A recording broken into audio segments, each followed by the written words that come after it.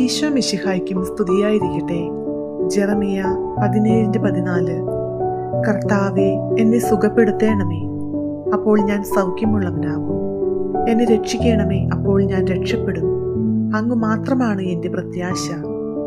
ഈ വചനം നമ്മോട് പറയുന്നു, ദൈവത്തോട് നമ്മൾ നേരിട്ട് സഹായം അഭ്യർത്ഥിക്കണം. നമ്മുടെ ദുഃഖങ്ങളും പ്രശ്നങ്ങളും ഉള്ളിലുള്ള രോഗങ്ങളും ദൈവത്തോട് പറയുക. അവിടുന്ന് നമുക്ക് ആശ്വാസം നൽകുകയും നമ്മുടെ ജീവിതത്തിൽ അവിടുത്തെ മഹത്വം പ്രതിഫലിപ്പിക്കുകയും ചെയ്യും. ഇവിടെ നമ്മെ ഓർമ്മിപ്പിക്കുന്നത് സ്നേഹവും വിശ്വാസവുമാണ് ഏറ്റവും വലിയ ശക്തി. നാം എപ്പോഴും ദൈവത്തോട് അഭിമുഖമായി പോകണം.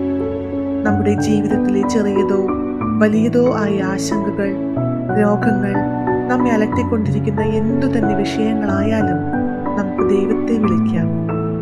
അവിടുന്ന് നമ്മെ സംരക്ഷിക്കുകയും നമ്മുടെ ജീവിതത്തിൽ അതിൻ്റെ മഹത്വം കാണിക്കുകയും ചെയ്യും. പ്രിയ കർത്താവേ, അങ്ങ് ഞങ്ങളുടെ ജീവിതത്തിൽ അനവധി അനുഗ്രഹങ്ങൾ ചെയ്യാൻ ശക്തനായവനാണ്. ഞങ്ങളുടെ വിശ്വാസം ശക്തമാക്കുകയും അങ്ങേ മഹത്വം ഞങ്ങളുടെ ജീവിതത്തിൽ പ്രകടിപ്പിക്കപ്പെടട്ടെ. ആമേൻ.